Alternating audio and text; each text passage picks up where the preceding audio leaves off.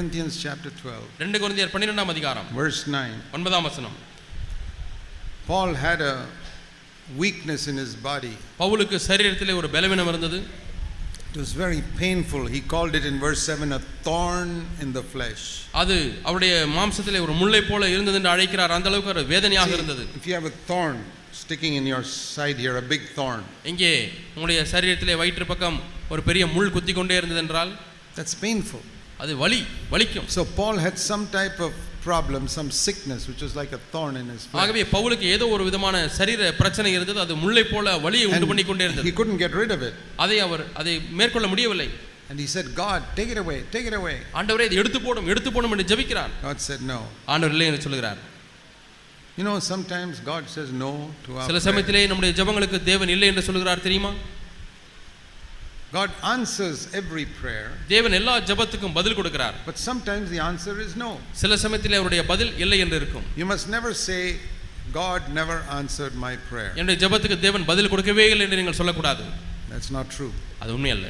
There are three types of answers God gives to prayer. தேவன் நமக்கு ஜெபிக்கும் பொழுது மூன்று விதமான பதில்களை கொடுக்கிறார். It's like this traffic light. There's red light, orange light and green light. போக்குவரத்து நெரிசலை கட்டுப்படுத்துவதற்காக அங்கே மூன்று வர்ண விளக்குகளை வைத்திருக்கிறது போல சிவப்பு, ஆரஞ்சு, பச்சை.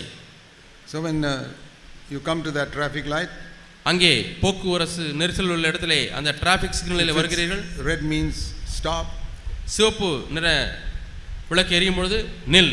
Orange means wait, get ready to go but wait. Orange விளக்கு எரியும் பொழுது தயாராகி விடு, இப்பொழுது போக வேண்டும். Green means go. பச்சை விளக்கு எரியும் பொழுது போ. So God, when you pray to God also, it's like these three lights. ஆகவே நீங்கள் தேவனிடத்தில் ஜெபிக்கும் பொழுது இந்த மூன்று விளக்குகளை போலவே உங்களுக்கு வருகிறது பதில். Sometimes the answer is red. சில சமயத்திலே சிவப்பு விளக்கு போல பதில் இருக்கிறது. No. இல்லை.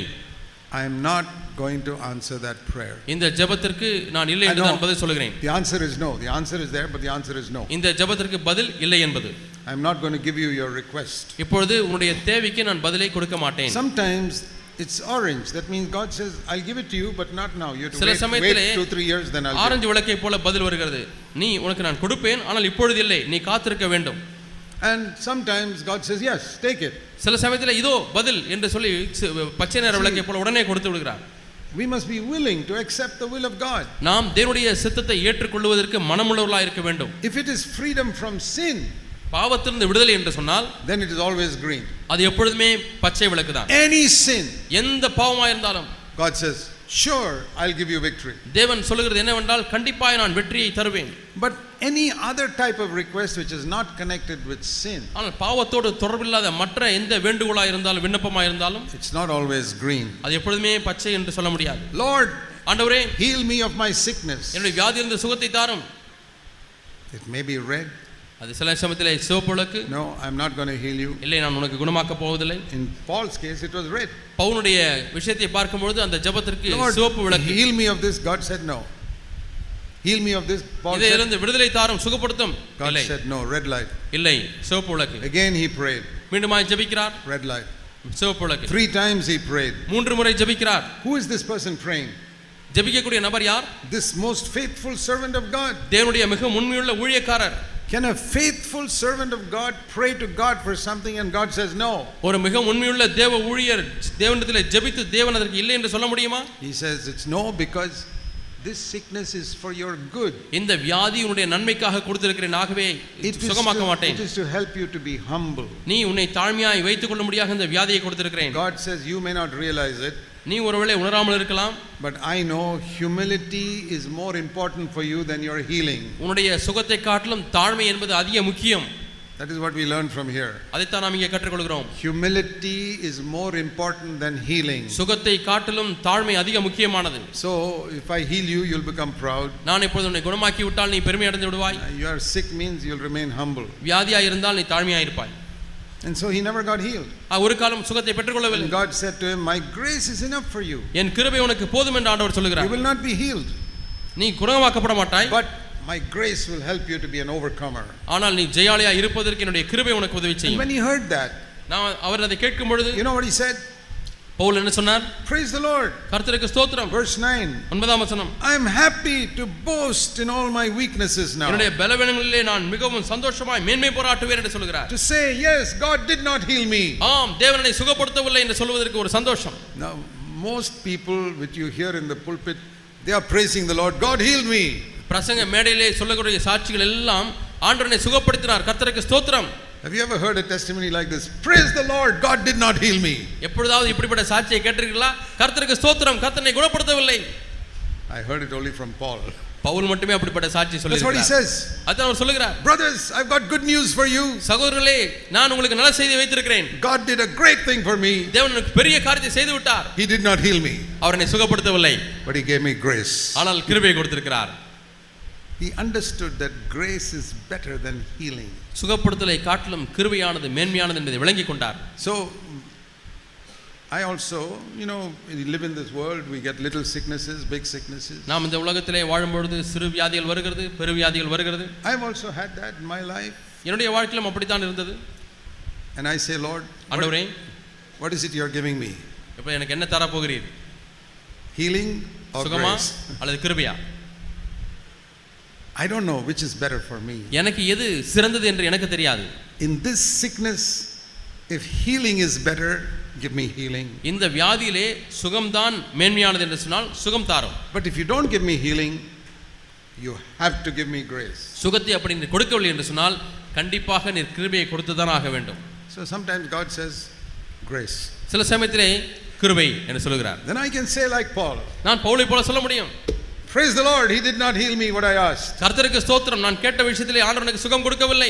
But he gave me grace. ஆனால் அவர் எனக்கு கிருபையை கொடுத்திருக்கிறார். I can testify to that. நான் இதற்கு சாட்சி பகர முடியும். Different things in my life. என் வாழ்க்கையில் உள்ள பல காரியங்கள். I say grace has become better to me than healing. எனக்கு சுகப்படுத்தலை காட்டிலும் கிருபையானது மேன்மையாக இருக்கிறது. Healing will never make you more spiritual. ஏனால் சுகத்தை பெற்றுக்கொள்வது நம்மை அதிக ஆவிக்குரியவளாய் மாற்றாது. Healing can make you proud. சுகத்தை பெற்றுக்கொண்டால் ஒருவேளை உங்களை பெருமையாக்கும். I have seen some people who are healed miraculously. சில மக்கள் அற்புதமாக சுகமாக்கப்பட்டதை அறிந்திருக்கிறேன். For the next 20 years the only thing they can talk about is their healing. அடுத்த 20 வருஷம் அவர்கள் சொல்லக்கூடிய சாட்சி எல்லாம் சுகம் பெற்றேன் என்பதுதான். No victory over sin. ஆனால் பாவத்தின் மேல் ஜெயம் இல்லை. Grace is better than healing. சுகப்படுத்தலை காட்டிலும் கிருபையானது மேன்மையானது. You got to understand that. நீங்கள் அதை விளங்கிக் கொள்ள வேண்டும். But when we are children we don't understand that. ஆனால் நாம் பிள்ளைகளாக இருக்கும் பொழுது நமக்கு விளங்குவதில்லை. Because when children don't understand the value of things. ஏனென்றால் சிறு பிள்ளைகளுக்கு பொருளுடைய மதிப்பு தெரியாது. You go to a 2-year-old child. 2 வயது பிள்ளையை போங்கள். And say, which of these two do you want? இந்த ரெண்டுல உனக்கு என்ன பாப்பா வேண்டும்? This is a toy that makes a lot of noise. இந்த பொம்மை நல்ல சத்தம் போடும், கிளுகிளுப்பு. And this is 1000 rupee note. இது 1000 ரூபாய் note. Which do you want? எது வேண்டும்? Which does the 2-year-old boy say? 2 வயசு பையன் என்ன கேட்பான்? Who wants 1000 rupee note? Give me this toy. 1000 ரூபாய் நோட்டு எனக்கு வேண்டாம், இது சத்தம் வருது, இது எனக்கு கொடுங்க. He's a child. அது குழந்தை. And that is how many believers are. இப்படிதான் அநேக விசுவாசிகள் இருக்கிறார்கள். You want healing or grace? உனக்கு சுகமாக்குதல் வேண்டுமா அல்லது கிருபை வேண்டுமா? Give me healing. ஆண்டவரே எனக்கு சுகமாக்குதலை கொடுங்கள். And you live a defeated life. நீங்கள் தோற்றுப்போன வாழ்க்கையை வாழ்ந்து கொண்டிருக்கிறீர்கள். I say, Lord, I don't want a defeated life. ஆண்டவரே எனக்கு தோற்கடிக்கப்பட்ட வாழ்க்கை வேண்டாம். If you give me both, good. எனக்கு ரெண்டுமே கொடுப்பீர் என்று சொன்னால் நல்லது. But if you see one is better for me, give me ஆனால் that. எனக்கு இந்த ரெண்டில் ஏதோ ஒன்றுதான் மேன்மையானது என்று நீங்கள் உணர்வீர்கள் என்று சொன்னால் அந்த ஒன்றை தாரும். When we are children, we talk like children. ஆகவே நாம் பிள்ளைகளாக இருக்கும் பொழுது பிள்ளைகளைப் போல பேசுகிறோம். Paul also said, பவுலும் சொல்கிறார் 1 Corinthians 13 1 கொரிந்தியர் 13ஆம் அதிகாரம் verse 11. 11ஆம் வசனம். When I was a child, I used to speak like a child, think like a child, reason like a child. நான் குழந்தையாக இருந்த பொழுது குழந்தையைப் போல பேசினேன், சிந்தித்தேன், யோசித்தேன். But now I am mature. I put away all those childish things. நான் இப்பொழுது வளர்ந்து விட்டேன், குழந்தைத்தனத்தை எல்லாம் ஒழித்து விட்டேன். Children do not ask for grace. சிறு பிள்ளைகள் குழந்தைகள் கிருபையை They கேட்பதில்லை. ask for healing, அவர்கள் சுகமாக்குதலை கேட்பார்கள். money, பணம். Lord, please help me promotion in my job. ஆண்டவரே வேலையில் எனக்கு உயர்வை தாரும். I get so many emails like that. இது போல பல ஈமெயில்கள் எனக்கு வருகிறது. Brother Zach, I am applying for this job. Please pray that I will get it. சகோதரரே இந்த வேலைக்காக நான் விண்ணப்பிக்கிறேன், எனக்கு எப்படியாவது இந்த வேலை கிடைக்க முடியாது, ஜெபித்துக் கொள்ளுங்கள் என்று சொல்லி அவர்கள் I am doing this examination to get a promotion in my bank. என்னுடைய பேங்க்லே வேலை செய்யற இடத்துல இந்த தேர்வு எழுதுகிறேன், எனக்கு வேலை உயர்வு வேண்டும், ஜெபித்துக் கொள்ளுங்கள். They are already earning so much money, they want more. ஏற்கனவே இவ்வளவு பணம் சம்பாதித்துக் கொண்டிருக்கிறேன், இன்னும் அதிகமாய் பணம் வேண்டும். I wish they had such a longing to overcome sin in their life. பாவத்தை தங்களுடைய வாழ்க்கையில் மேற்கொள்ள வேண்டும் என்ற வாஞ்சை அவர்களுக்கு இருக்காதா என்று நான் விரும்புகிறேன். Then I get some emails from some people. சில மின்னஞ்சல்கள் சில மக்களிடத்தில் எனக்கு இப்படி வருகிறது. I want to overcome my anger. நான் கோபத்தை மேற்கொள்ள வேண்டும். I want to overcome these dirty thoughts. இந்த அசுத்த எண்ணங்களை மேற்கொள்ள வேண்டும். Those emails excite me more than somebody praying for promotion or things like that. வேலை உயர்வுக்காக பொருளாதார ஆசீர்வாதத்துக்காக வரக்கூடிய மின்னஞ்சல்களை காட்டிலும் பாவத்தை மேற்கொள்ள வேண்டுமே ஜெபித்துக் கொள் என்று சொல்லி வரக்கூடிய மின்னஞ்சல்கள் எனக்கு பரவசத்தை கொடுக்கிறது. I'm not saying asking for those things are wrong. ஆகவே இந்த காரியங்கள் எல்லாம் கேட்பது தவறு என்று நான் சொல்லவில்லை. For a 2-year-old that noise making toy is good. அந்த 2 வயசு குழந்தைக்கு அந்த கிலுகிலுப்பு அது நல்லதுதான். But if you are 20 years old and you are still playing with a noise making toy, something is wrong with you. ஆனால் 20 வயசு ஆகியும் எனக்கு கிலுகிலுப்பு தான் வேண்டும் என்று அதை வைத்து விளையாண்டு கொண்டிருந்தீர்கள் என்று சொன்னால் உங்களிடத்தில் ஏதோ தவறு இருக்கிறது. Supposing you go to some house, one 20-year-old boy is playing with a toy like that. ஒரு வீட்டுக்கு போகிறீர்கள், 20 வயசு பையன் கிலுகிலுப்பு வச்சு விளையாண்டுட்டு இருக்கானே என்று வைத்துக்கொள்ளும்.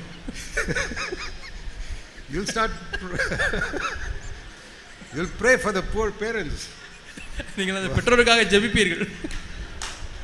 See, that's the tragedy of so many Christians. சில பெரிய கிறிஸ்தவனுடைய பரிதாபம் இதுதான். They're not praying for grace. அவர்கள் கிருபைக்காக ஜெபிப்பதில்லை. It's all right, something is right when you're a child. குழந்தையா இருக்கும்போது சில காரியங்களை கேட்பது சரிதான். You see the 2-year-old praying with that, it is okay, it's good. 2 வயது பிள்ளை அந்த கிலுகிலுப்பை வைத்து விளையாண்டு கொண்டிருக்கிறது சரிதான். But brothers and sisters, சகோதர சகோதரிகளே, you have been in CFC more than 2 years. நீங்கள் CFC சபையில 2 வருஷங்களுக்கும் அதிகமாக இருந்திருக்கிறீர்கள். You are not children. நீங்கள் குழந்தைகள் அல்ல. When I grew up, Paul said, I put away childish things. நான் வளர்ந்த பொழுதோ குழந்தைக்கு ஏதுவானவைகளை ஒழித்து விட்டேன் என்று சொல்கிறார். I want grace now. இப்பொழுது எனக்கு கிருபை வேண்டும். Grace to overcome sin. பாவத்தை மேற்கொள்வதற்கு கிருபை. Grace to behave more like Jesus Christ. இயேசு கிறிஸ்துவை போல நடப்பதற்கு தேவையான கிருபை. And Lord, if you give me healing, good, I'll ask for it. நான் சுகத்தை கேட்பேன் ஆண்டவரே, நீ சுகம் எனக்கு கொடுத்தால் நல்லது. Jesus taught us to pray, give us this day our daily food. இன்று வேண்டிய ஆகாரத்தை எங்களுக்கு தாரும் என்று ஜெபிக்க முடியாது. இயேசுதான் கற்றுக் கொடுத்தார். But what if one day we don't get it? ஒரு நாளில் அது கிடைக்கவில்லை என்றால்? See, in the Old Testament, they did not have such power. They did not have grace in the Old Testament. பழைய ஏற்பாட்டிலே அவர்களுக்கு இவ்விதமான வல்லமை இல்லை, கிருபை இல்லை. Grace came with Jesus Christ. கிருபையானது இயேசு கிறிஸ்து மூலமாய் வந்தது. Grace came through the Holy Spirit on the day of Pentecost. Pentecost நாளிலே பரிசுத்த ஆவியானவர் மூலமாக தான் கிருபை வந்தது. Old Testament people were like little babies. பழைய ஏற்பாட்டு மக்கள் சிறு குழந்தைகளைப் போல இருந்தார்கள். So you know how they prayed? அவர்கள் எப்படி ஜெபித்தார்கள் தெரியுமா? I'll show you. நான் சொல்கிறேன். Proverbs chapter 30. நீதிமொழிகள் 30ஆம் அதிகாரம். Proverbs 30. நீதிமொழிகள் 30. In the middle of verse 8. 8ஆம் வசனத்தின் நடுவிலே, this is Old Testament prayer. பழைய ஏற்பாட்டு ஜெபம். Proverbs 30 verse 8. நீதிமொழிகள் 30:8. Don't give me poverty and don't give me too much money. தரித்திரத்தையும் ஐஸ்வரியத்தையும் எனக்கு கொடாதிருப்பீராக. Now that sounds like a very spiritual prayer. இது பார்ப்பதற்கு கேட்பதற்கு ஆவிக்குரிய ஜெபத்தை போல இருக்கிறது. And many Christians think that is how I must pray. அநேக கிறிஸ்தவர்கள் இப்படி தான் நான் ஜெபிக்க வேண்டும் என்று எண்ணுகிறார்கள். Don't make me poor, don't make me too rich. ரொம்ப ஏழையாவும் என்னை ஆக்கிர வேண்டாம், பெரிய பணக்காரனாவும் என்னை மாத்திர வேண்டாம். What is the reason? என்ன காரணம்?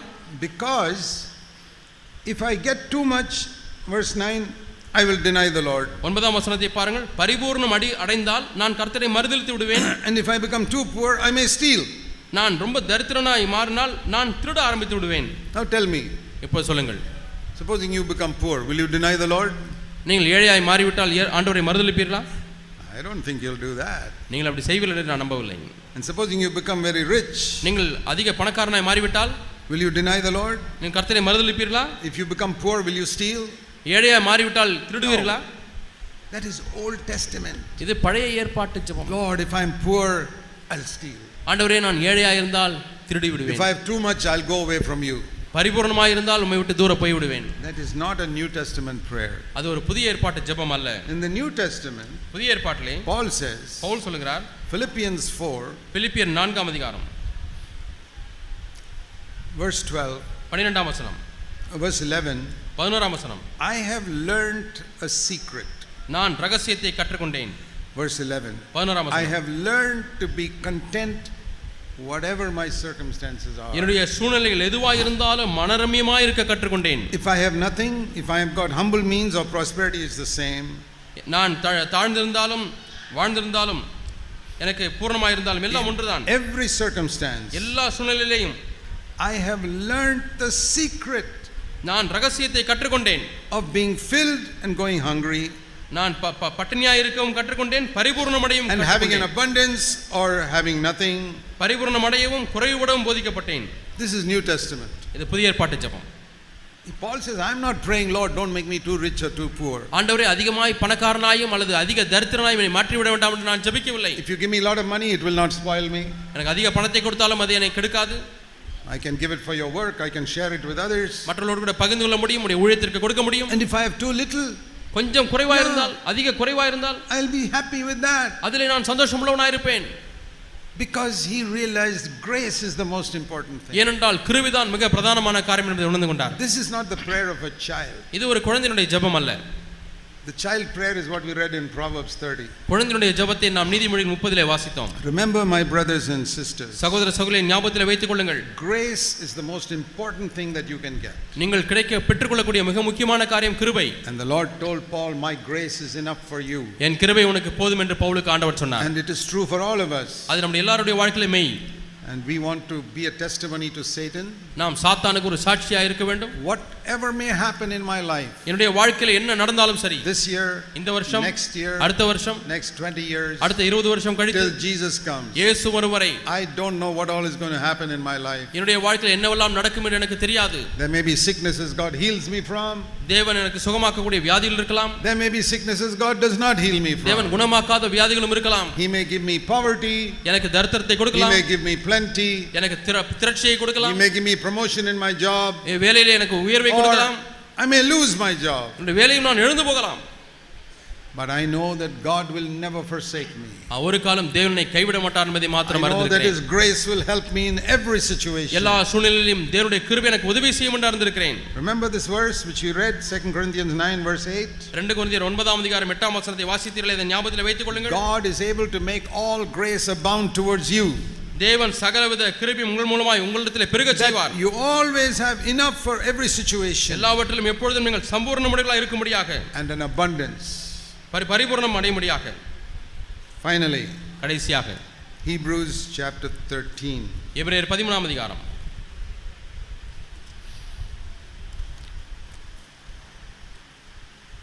It says here, இங்கே சொல்லப்பட்டிருக்கிறது, we must be content with what we have. நீங்கள் எதை பெற்றுக்கொண்டிருக்கிறீர்களோ அதிலே நீங்கள் திருப்தியாக இருக்க வேண்டும். Verse 5. 5ஆம் வசனம். Middle of that verse. அந்த வசனத்தின் நடுவிலே, be content with what you have. உங்களுக்கு இருக்கிறவைகள் போதும் என்று எண்ணுங்கள். ஏன்? Because God will give you plenty of money? No. தேவன் அதிக பணத்தை கொடுக்க போகிறாரா? இல்லை. No. இல்லை. He'll give you a bigger house? பெரிய வீட்டை கொடுக்க போகிறாரா? இல்லை. He'll give you a better job? நல்ல வேலை கொடுக்க போகிறாரா? இல்லை. But what is His promise? அவருடைய வாக்குத்தத்தம் என்ன? Something better than job and money and house. வேலையோ பணமோ வீடோ இதை காட்டிலும் மேன்மையான ஒன்று. What is His promise? அவருடைய வாக்குத்தத்தம் என்ன? I will be with you. நான் உன்னோடு கூட இருப்பேன். I will never desert you. I will never forsake you. நான் உன்னை விட்டு விலகுவதும் இல்லை, உன்னை கைவிடுவதும் இல்லை. Hebrews 13:5. எபிரேயர் 13:5. If you believe that, நீங்கள் இதை நம்பினால், Lord, you are better than job, house, money, everything. ஆண்டவரே, வீடு, வேலை, பணம் இதை காட்டிலும் நீர்தான் மேன்மையானவர். You said you will never leave me. ஒரு காலம் நீர் என்னை விட்டு விலக மாட்டீர் என்று சொல்லியிருக்கிறீர். Never forsake me. என்னை கைவிடுவதும் இல்லை. Then what shall I say? அப்பொழுது நான் என்ன சொல்லட்டும்? Verse 6. 6ஆம் வசனம். The Lord is my helper, I will not be afraid. கர்த்தர் எனக்கு சகாயர், நான் பயப்படேன். What shall man do to me? மனுஷன் எனக்கு என்ன செய்வான்? It says that we must boldly say that. அதை நாம் தைரியம் கொண்டு சொல்ல வேண்டும். Verse 6. 6ஆம் வசனம். I want you to say that in Tamil now. தமிழில் நீங்கள் எல்லாரும் இப்பொழுது சொல்ல போகிறீர்கள். Please say it with Brother Vincent. நான் சொல்லும் பொழுது நீங்கள் எல்லாரும் அதை சொல்லுங்கள். அதனாலே நாம், just say the Lord is my helper. கர்த்தர் எனக்கு சகாயர், நான் பயப்படேன். மனுஷன் எனக்கு என்ன செய்வான்? கர்த்தர் எனக்கு சகாயர். That was not, wait. That was not. It says here we must say it boldly. தைரியமாய் சொல்ல வேண்டும் என்று சொல்லி இருக்கிறது. You say the Lord is my helper. கர்த்தர் எனக்கு சகாயர். அப்படி அல்ல. What does it say? We must boldly say. நாம் தைரியமாய் சொல்ல வேண்டும். The devil must run out of here. இங்கிருந்து பிசாசு ஓட வேண்டும். So now we are going to say it boldly. இப்பொழுது நாம் எல்லாரும் தைரியமாய் சொல்ல போகிறோம். Okay. கர்த்தர் எனக்கு சகாயர். நான் பயப்படேன். மனுஷன் எனக்கு என்ன செய்வான்? There is no room for the devil now. பிசாசுக்கு இடமே இல்லை. Praise the Lord. கர்த்தருக்கு ஸ்தோத்திரம்.